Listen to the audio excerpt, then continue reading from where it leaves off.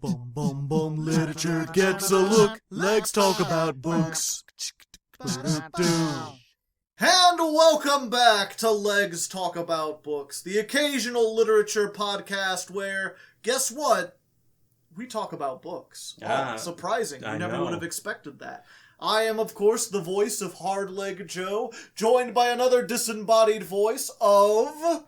CB Radio. CB Radio, Mr. Brandon, also known as. That's what the B stands for. What does the C stand for? No one knows. No one knows. It's been a mystery.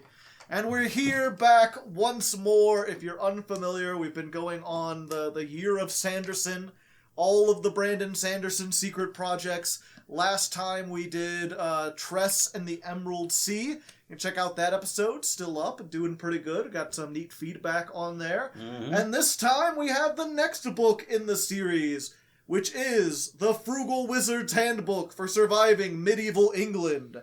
Also, of course, by Brandon Sanderson. It's quite a short title. Yeah, with illustrations by Steve Argyle. And the illustrations are actually pretty cool, Joe. If you could find some of those illustrations, maybe put some of those up. Mm-hmm. Nice blue. Oh man, the art is fantastic in this. It is fantastic, yes. And if you're unfamiliar with how our channel goes, or how this show goes in general, we're going to start with some spoiler-free thoughts, just talking about what we thought of this without revealing anything about the story, or very little about the story. We'll probably have to give at least, like, the first chapter or whatever. Yeah, the main conceit, at least. Yeah, if you want to go in completely blind, maybe don't listen to anything. But if you don't mind the first chapter being spoiled, then we're going to do that. And then once we're done talking about that, once we get our review, we'll get into discussing things, the actual ins and outs of the story, what we liked about it, what we didn't like. And at that point, we're just going to assume that you've either read the book or you're not going to read it. We will not be giving a full synopsis here or anything. So if that's what you're looking for, get out. I mean, for these ones, like the Sandersons ones, it seems that since they're short novels, we could actually do a synopsis. We could do a synopsis. It's not that I think we're unable to do a synopsis. It's that from kind of a moral standpoint, it feels awkward to just be like, hey, let me explain the entire contents of this book. Yeah, that he worked hard over the pandemic to do. But for future reference in any of these videos, these are kind of not dense, I'd say. No, you can get through these pretty quickly. These are pretty easy. They're like, I wouldn't say like beginner's books, because I guess beginner's books would be like Goosebumps and Nancy Drew. Like, this is not a children's book. I would have gone for Hop on Pop. It's definitely not like super hard reading. No, Hop on Pop is a really hard reading. No. Once he hops on Pop, then what happens? I never got past those pages. You're not funny, Brandon. You've never been funny. No one's laughing. Comment in the comments if you did not laugh. Yeah. If you did laugh, also leave like the other people. We don't want you here. I don't take too kindly to your types. Yeah, but no, to bring it back to that point, these are rather quick reads on these books. Yeah, I mean, all things considered. Some of the stuff we've read has been like a little dense before, a little tricky. Mm-hmm. The Wheel of Time, not like difficult, but super long and complicated. Like 14 books, and each of them are 1,000 pages. And in Sanderson's case, with like The Way of Kings and even Mistborn, there was a dense amount of reading in that. These ones, this one, like with the postscript and the everything, is like not even 400 pages. Yeah, And there's a lot of drawings in the margins and stuff too, so it's not even like that long. It's fairly short. A lot of flash, and I wouldn't say not a lot of substance, but we'll get into that later. We'll get into that. In fact, let's go ahead and just get into that now. Like I said, review time. And I'll start with you, because you really enjoyed this book. I really did. I enjoyed its humor. Its setting was really nice. Its main conceit at the beginning, though tiresome, does turn into something that I really, really like, and we'll get into that later. Yeah. And honestly, the main character spoke to me on some points. I'm going to flat out say it is my favorite Sanderson book, but we're not exactly the biggest Sanderson fans over here, but... Yeah, I mean, other than the stuff he wrote, like, with Robert Jordan, though, the Wheel of Time stuff, like, I'm not sure if I'd call A Memory of Light a Sanderson book. No, I wouldn't, but because that was him interpreting a bunch of notes into a book that was already he was pretty much written it together. So yeah, mainly I'm not a big fan of the way he does tell a story in certain specs, like how he uses his prose. But this one, I enjoyed because it was easy to digest and it felt fun. And this one is completely removed from all of his other trappings. The character was interesting and the story was fun. Just an exciting journey to go to. I mean, you're a man who, I think it's not controversial to say or anything, that you like more simple stories. You like tales of, like, good and evil with clear bad guys. I mean, you're a big fan of, like, mystery stories where it's just, like, someone trying to figure something out, and it doesn't have to be super deep. And, you know, even though I personally like stuff with a lot more, like, depth and stuff you can analyze, there's nothing wrong with your flavor. It's just a different flavor from what I like. Yeah. I think we were talking about this before, like, comparing this to desserts or whatever, and I'm like, this book is like a fine cheesecake. I think you mentioned, like, from the Cheesecake Factory. I've never had it there, but you're like, it's a little overpriced, it's a little overdone, maybe, or whatever, but it's a delicious dessert. And me, I don't like cheesecake. And, you know, reading this, I can definitely tell that it's quality. I mean, it's Sanderson. I don't think I've ever read a book of his where I was like, this is poorly written. If you could say nothing else about the man, he knows his way around prose. And let me reiterate on that. I don't think that Brandon Sanderson either is a bad writer. I just find his way of writing to be distasteful as well. Yeah, it's not even his way of writing. It's just his stories and the way they unfold. I still wouldn't put anything he's written below a 6. Yeah. You know, nothing about it is even, like, average. It's all above average as far as how it goes together. But once you get above those 6s or whatever, then it really comes down to, like, can you find something that speaks to you, something that's really original, something that's really unique? And a lot of his stuff just really doesn't do it for me, and this one in particular, I came in with maybe too high of expectations. Yeah. Not even really expectations, but you hear a title like the Frugal Wizard's Handbook for Surviving Medieval England, and you think it's going to be this fun comedy romp. And that's what I went into Tress not thinking it would be that, and then it turned out to be funner than I expected. And I guess both because we had done Tress already, and I'm like, oh, okay. So the last one was kind of a comedy book. This one's clearly a comedy as well. It's got some silliness to it. Went in, and I guess this is the spoiler for the first chapter. The main character immediately wakes up and has amnesia. And that, for me, is just like, you started by stepping into, like, 3 feet of mud. Yeah. With, like, oh, I fucking hate this trope of, like, I don't remember who I am. It can work sometimes with, like, movies, right? With visual storytelling. I really like, if you've ever seen Dark City. Yeah, you showed it to me. Yeah. In Dark City, it's just like a man wakes up in a dark hotel room and there's like a dead body on the floor and he has to sort of figure things out. And I think that works because you can easily kind of follow what the guy's doing without necessarily getting every thought in his head. And because this is first person and you are getting their thoughts in their head, you have to work through this almost like nauseating where he's like, where am I? Am I perhaps in some sort of medieval theme park? And it's like, I know from the title that you're not. Like, clearly you've teleported in some sort of magical or science fiction way. I don't know why you would think that. Admittedly, I wasn't exactly a big fan of the amnesiac plot either, but my enjoyment of it was based off of the idea that the character that was developed in there and seeing how the character actually changes because of said amnesiac and having that fresh start kind of gave him a little bit of an ability to, like, challenge some of the ideals he already had in his head. Yeah, I will say this isn't like completely done for cynical reasons. A lot of times the amnesia plot is just an excuse to be able to explain things to the audience or just a very easy mystery. In this case, though, the amnesia does actually factor into the themes, which you kind of touched on. I want to save those for the spoiler-rific because, you know, the ending of the story really defines it. And especially in a story based where, like, almost anything you can get out of this, as far as entertainment, has to do with the fact that it's like a mystery. That you're trying to figure out who this guy is and where he came from and what happened before. And all I'll say is that the resolution, he basically does learn something because he had amnesia. Yep. So, like, that does factor into it. But at least for me, it wasn't interesting enough to really make it worth it. And having to slog through the whole amnesia thing to begin with, it really turned me off of it. This took me longer than Tress to read. Yeah. It wasn't until, like, I'd say the last third of the book that I could read more than a couple chapters at once.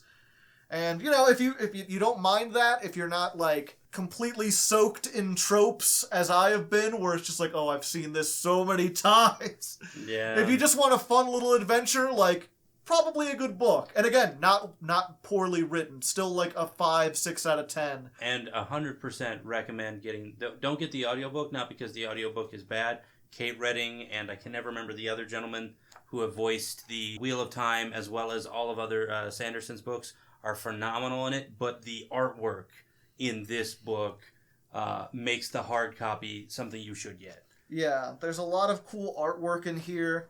There's a lot of, you do get to see snippets of the titular Frugal Wizard's Handbook, which, that's another thing is, like, it's kind of neat, but at least for me, it almost feels like they're cribbing a little bit off of, like, Hitchhiker's Guide to the Galaxy. Yeah. Although it does have, you know, the Hitchhiker's Guide never had art. The art does add a little bit to it. And also, it's not really cribbing when that's, like, a 30-year-old book. Yeah. It's more like an homage as well as a kind of your own take on it. Yeah. It's got its own thing. It wasn't as funny as that, and a lot of it did feel like we need exposition to tell the audience, and we have no way to deliver this to the protagonist because they're trapped in medieval England. Yeah. And yeah, as opposed to the Hitchhiker's Guide where it expanded the world, this kind of just informed as to where you're at. Yeah, this expands the backstory, which is, again, one of my problems with amnesia plots in general, is that it always feels like you're playing catch-up. You're never, like, learning new stuff. You're always just trying to catch up to where we were before, if that makes any sense. I mean, I guess you are still learning new stuff as an audience, but I don't know, it always feels cheap to me. Especially because, like, amnesia is one of those things that doesn't happen in real life. At least it doesn't happen that way. I think there's very rare where you actually have that case where, like, I have no memory of the people I know, but I still know English. Usually if you have, like, a traumatic brain event where, like, you forget everything, you, like, literally forget everything. You're, like, starting over at, like, 5 years old and having to, like, rebuild your entire life, and it's not very interesting or exciting. No, from what I've heard, it's primarily the idea that there are plenty of times where you forget entire, like, short-term memories. Yeah. You might lose, like, a year of time at most, or maybe sometimes a specific event you'll have amnesia out. But that idea of, like, waking up and being like, okay, so I have my skills and I know, like, math and how to read and everything, but for some reason just the memories specifically of, like, what year it is and who I know, all of that is gone. And that's what we have here, which is it just annoys me more than I care to admit. You don't really have to admit it. It seems to be self-evident at this point. I'm still holding back my frustrations. Fair. Which, again, may make it seem like I hate this book. I don't hate this book. It's just, I liked Tress better. Tress was, like, much better than this. I think I liked Mistborn better. I think this is the worst of the Sanderson books I've read, whereas you think it's the best. Yeah. Which is weird. We very rarely get this far apart on things. But yeah. Overall, Brandon, highly recommend. Me, meh. Very meh, but still not badly written. Still not a waste of time. Not offensive or anything. Just, it's cheesecake, and I don't like cheesecake. Yeah. Not a cheesecake guy. If you're a big fan of cheesecake, go out and get this. Yeah. This is prime cheesecake. It's pineapple on pizza for him. It's just it's not his flavor. Yeah. Do you like pineapple on pizza? No, but it's typically a divisive thing, so... See, that's the thing, is, like, it's divisive, but I don't know anyone who actually likes it. Except for, well, I guess no one. Okay. Anyway. Yeah.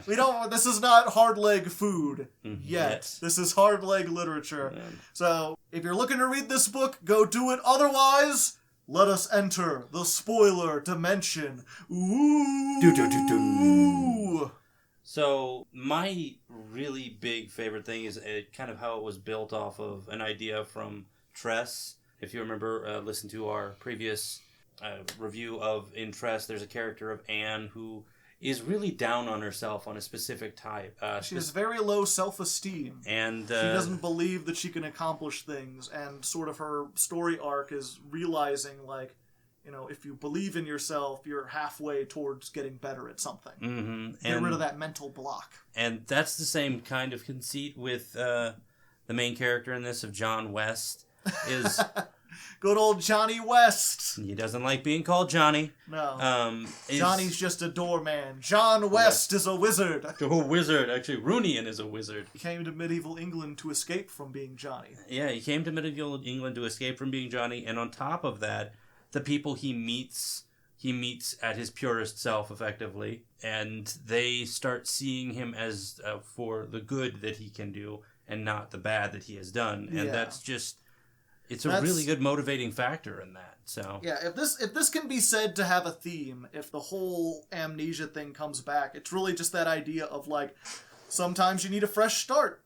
Or they talk about this briefly, sort of this idea of how much of your life is luck versus how much of it is determination. And it's like, sometimes you're just born into, like, a bad position, and it sets you off on the wrong foot, and you fall behind, and you just spend, like, so much time trying to recover from that one bad event or that one bad start.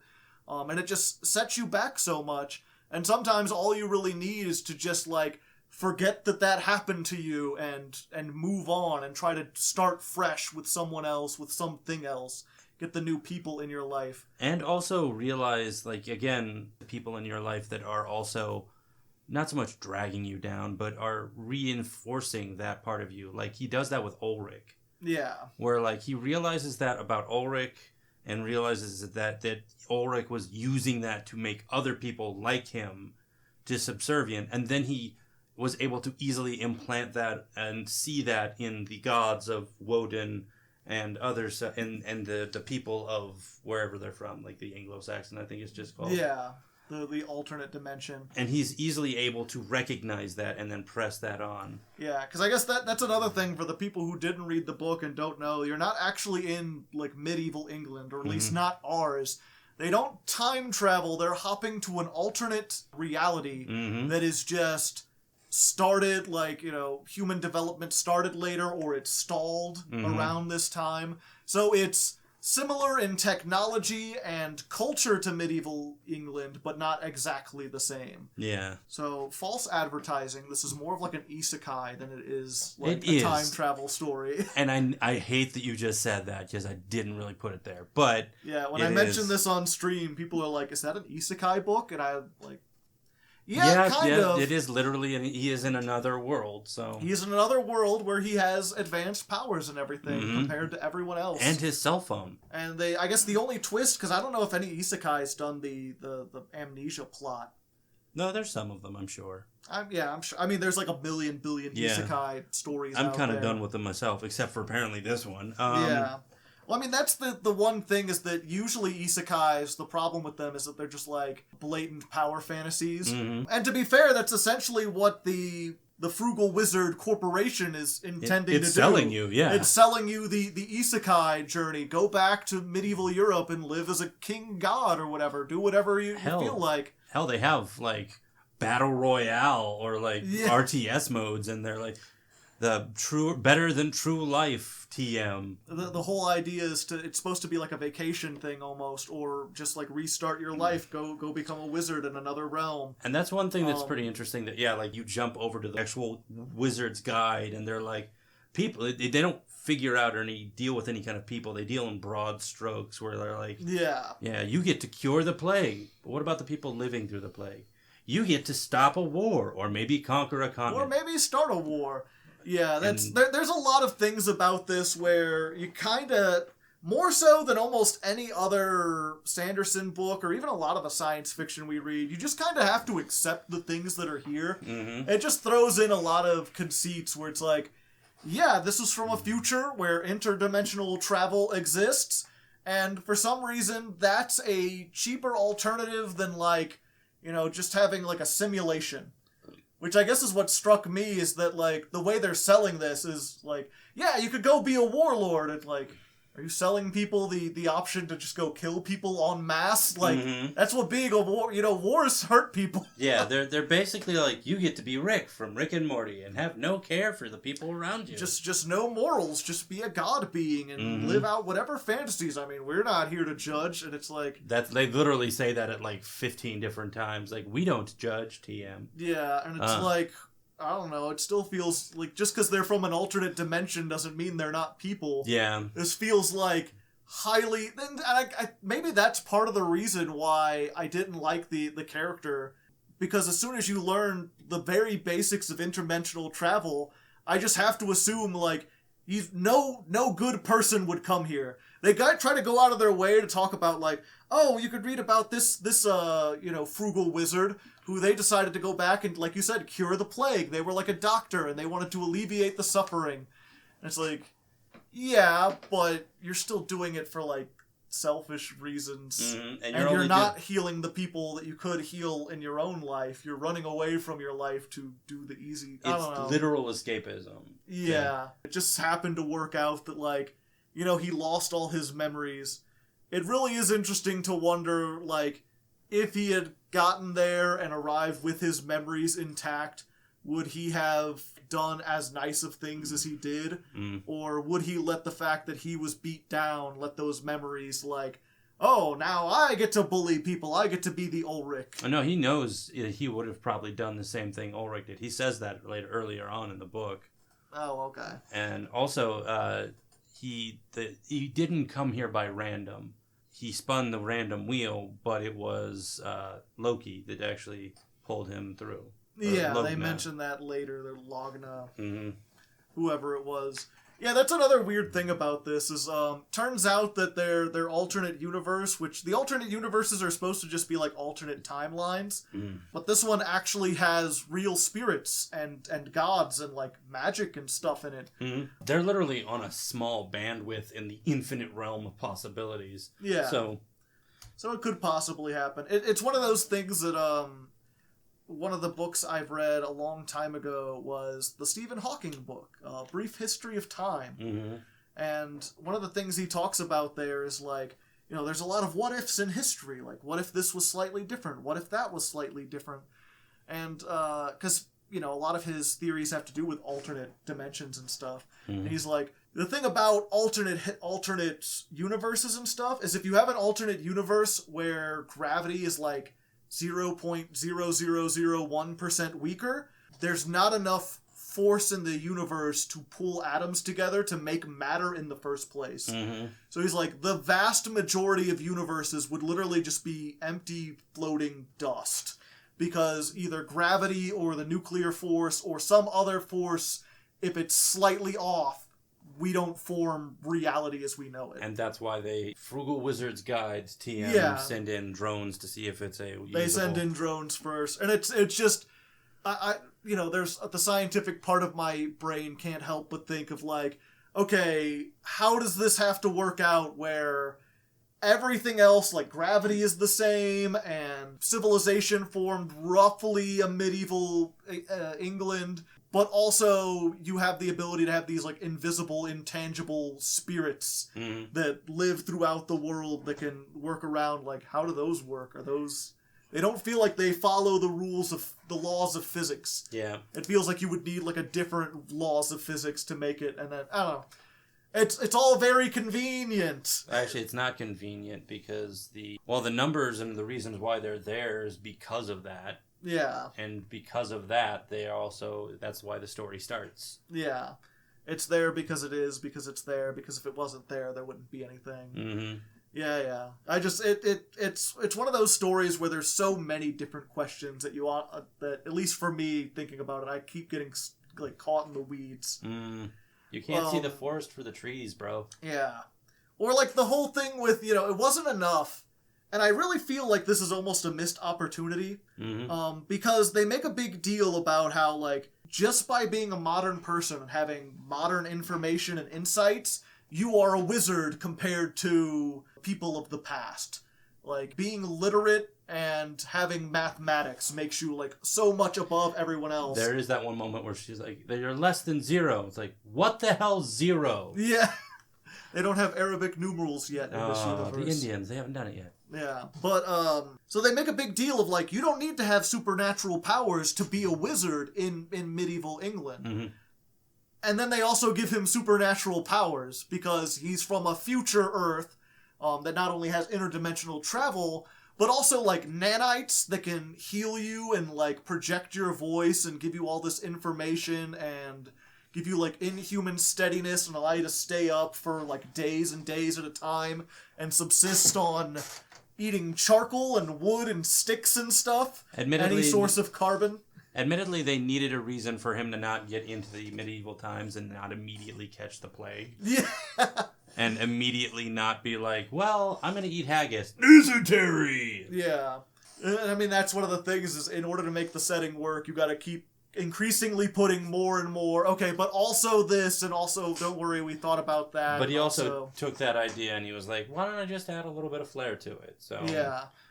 And so he's a boxer, and he's got, like, metal augments in his arms so he can block knife attacks and punch people across the room. Mm-hmm. And his nanites can, like, heal people who are close to death and repair There's deep some of tissue. that Sanderson, like, anime kind of creeping in there. Yeah, just a little bit. The Sanderme. And it sort of, not only does it undercut things a little bit to be like, yeah, you could be a wizard just by being a regular person. I mean, our main character can't. He needs to have augmented hands in order to do anything. Mm-hmm. But, you know, regular people could. I think it would be better if he was a regular guy and actually use those abilities. But the main conceit is also so your character doesn't get butchered 5 minutes into the story. Yeah.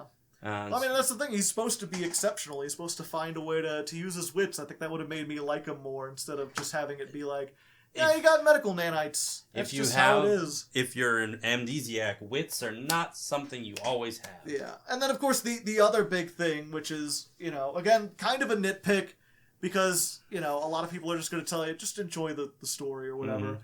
But it always bothers me. We're like, oh, yeah, I come from a future society where people can eat any source of carbon, so you've pretty much solved hunger. And they mentioned that, like, pretty much everyone gets these nanites from birth. They're like, disease is eliminated, mortal injuries, anything except for, like, death can be healed. You can go, like, days and days without sleeping, and the nanites will keep you awake. You have wireless access to the internet just in your mind. You can look up stuff, whatever. And yet, almost everything else he describes about society is just, like, normal. We still have, like, cops and gangsters, and we go to art school, and it's like, you have nanites in your brain. Why would you need to go to school? You could, like, download the information. Admittedly, it does imply why there are the Frugal Wizard's Guide. Mainly because, like, if this is a society where most of your struggles are pretty much gone, going to a place where everybody else struggles would be an interesting vacation. Or, you know, that's now that I didn't even think about it at the time, but I'm like, why is the Frugal Wizard's Handbook a literal book? Like, why would you even print stuff out in paper if everyone has medical nanites and you can just pull up a menu or whatever? Like, why don't you have, like, the handbook.pdf downloaded into your brain hard drive? Well, they also had said that, like, not everybody's going to come in with nanites. Yeah, I guess you could go without nanites, but they're like, again, you make the point there where they're like, this is an alternate dimension with diseases that are not the same diseases we have, so even if you're immune to, like, polio and smallpox or whatever, these are alternate smallpox. You probably go in and, like, die instantly. Yeah. If you don't have medical nanites of some kind. And a lot of people come in with a lot more than that. Mm-hmm. So, I don't know why it's a physical book, but it's a physical book because it needs to be a physical book.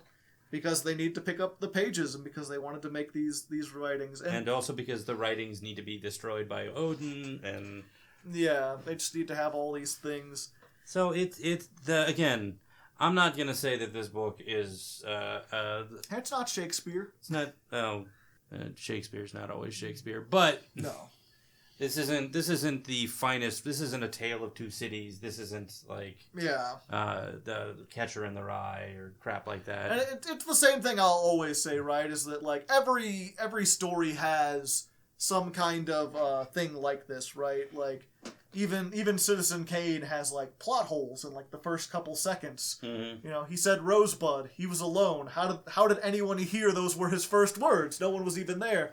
But the thing is, when you're watching Citizen Kane, you're too invested in the characters to care about that kind of stuff. Yeah. I mean, there were a lot of plot holes in Tress too, but I think we talked about in that story where we're like, you know, you didn't care because you just wanted Tress to succeed. You wanted her and Charlie to be happy and have their time. And that's what I felt about him after a time, is that, like, there are some plot holes, but after he started actually trying to become a better person, I didn't care. I wanted him to be better. Yeah, and for me it was just like, I couldn't get invested in him, even when he started to learn who he was. And I think I mentioned this to you before, where I was like, when you finally learn his story, I'm like, wait. So, he's a young guy who went into art school, washed out of art school, joined the police academy, which is already kind of a big switch, and then failed out of the police academy, and then became a professional boxer. Clearly you haven't been a person searching as much as he has. It's, you know, there's searching and trying to find yourself and experimenting with different things, and then there's just going into, like, completely opposite fields that have nothing to do with each other. Honestly, he went from being a guy who wanted to do something that looked cool to trying to be someone who was cool and try and do something that is cool. Yeah. And he completely failed at all of them because he was trying to be something. Well, except he was being not. a boxer. He was actually a really, really good boxer, as they point out. He was a good boxer because he stayed. No, even before that, they make a whole point of, like, the whole reason what was the other guy he was fighting again? Quinn. No. I mean, like, Quinn was afraid of him. Quinn had them turn off his, head and chest augment so he would, like, lose that fight. Actually, no, Quinn didn't have that. That was Ulrich. But, no, I get what you mean, and it actually isn't so much that... I'm not saying, like, because he stayed in medieval England or whatever. It's because he stayed in boxing. He was in boxing for 6 years. Yeah. When he was in art school, he was in there for 3 months. When he was in the academy, he was there for 6 months. He didn't actually put staying power in that. When he actually stayed and was a boxer, he wasn't. But sometimes you get knocked down on things that you even try at. Yeah. But they were saying he was nigh undefeated in the league, and he could have been, like, really great, and then he took that fall for money. Because even though he had gotten really good... I don't know, it's weird that, like, the boxing is the last thing that they learn about him, and it makes the least sense of, like, his career path. But it's, like, critically important to the end of the plot. Yeah. The fact that, like, you know, he realizes he's much better and much stronger than anyone gave him credit for. And yet, he doesn't talk about, like, he seems to have more passion for the arts than he does for the boxing. He never talks about, like, the sweet science of boxing. He actually does at the end there. He starts talking about dropping into stances and talking about how... Yeah, just a little bit. Yeah, but that's also because most of... you don't really get a lot of him doing that, and also the girl interest is not interested in his boxing. Yeah. Mainly because Alston is much more terrifying than a boxer. Yeah. And Alston's a man who is like, oh, they have guns, but they don't have bows. Yeah. I have sword. I have axe, good enough for me. With the big axe. Yeah, and that also, another small plot point we were talking about is we find out eventually, like, oh yeah, that was his storyline, right? He's got art school powers, he's got police procedural understanding, and he's got boxing with some augments that help him be a super boxer. And then the whole first couple chapters is talking about how he's really good at hiding and sneaking and, like, spying on people and stuff. And I thought that was setting up that, like, oh, he's like a secret agent. Oh, he's got, like, spy skills or whatever. And we never really quite learned why he had that, unless it was supposed to just be like, oh, he was used to not being seen because, you know, people looked down on him and he didn't want them to see him. But why was your first thought that he was a spy? Because, again, he was talking about, like, he knew, like, how to peek behind corners to see stuff without being seen. He knew how long to wait for people to leave. He knew about staying in the shadows and stuff like that. Yeah, that sounds more like a thief thing than a secret agent. Yeah, maybe a thief, or maybe like, that's what I was thinking. Like, he had been a thief, maybe like a cat burglar. Or, maybe a spy is not the best thing, but I was thinking... Because I immediately knew as soon as he came in that he wasn't going to be, like, a bad guy. Like, you know, you're not going to find out that this guy's, like, a murderer or a child molester or whatever.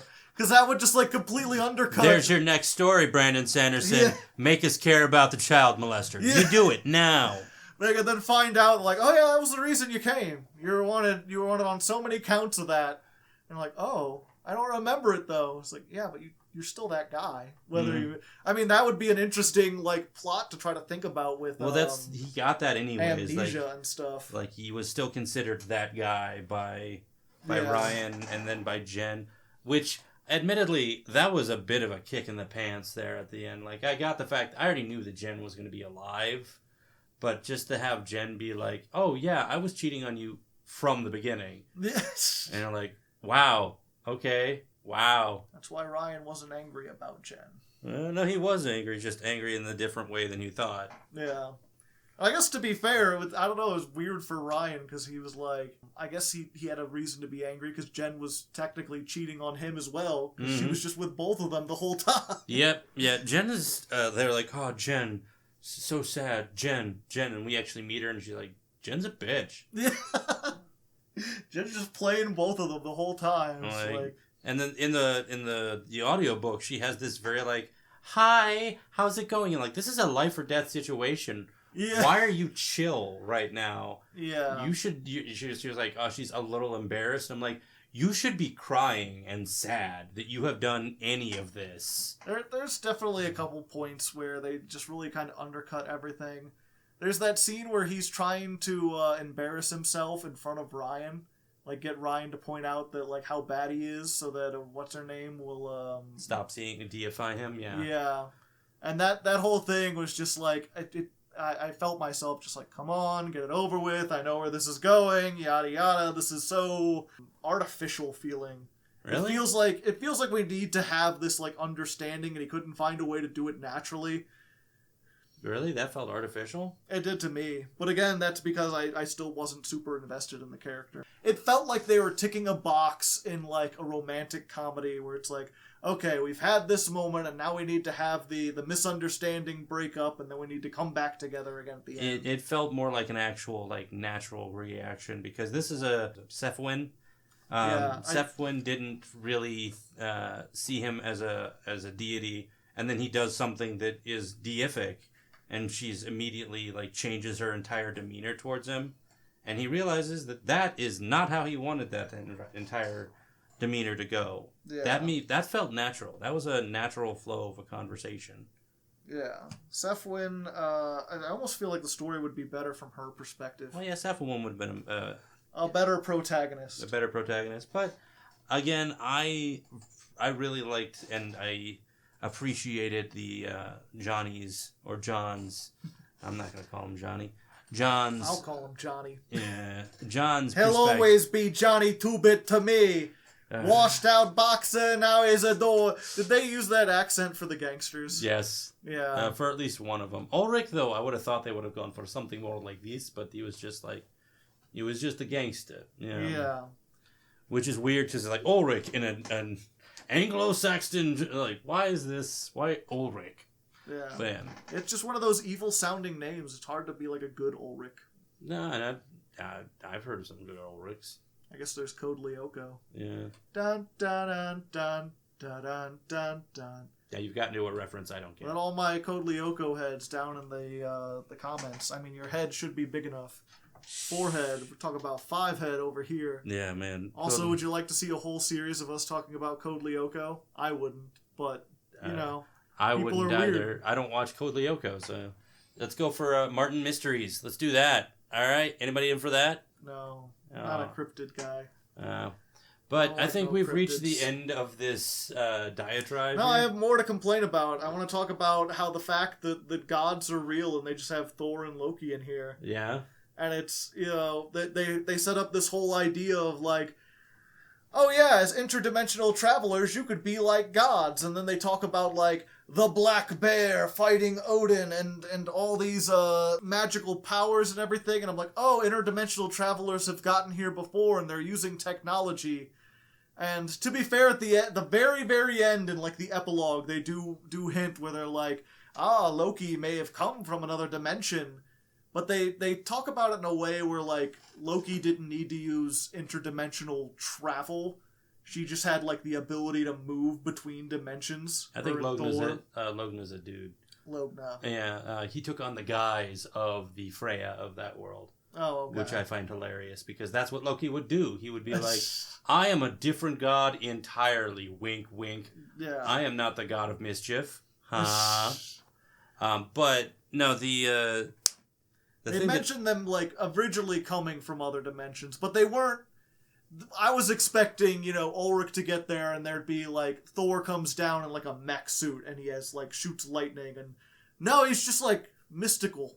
I see the ones in this one kind of like the new gods from DC, where they're outside of the natural flow of time. Yeah. And they're able to materialize in different dimensions. But apparently in these new dimensions, in this dimension of like hypersidence and all that stuff, they can't get there because there's a slight barrier of some sort.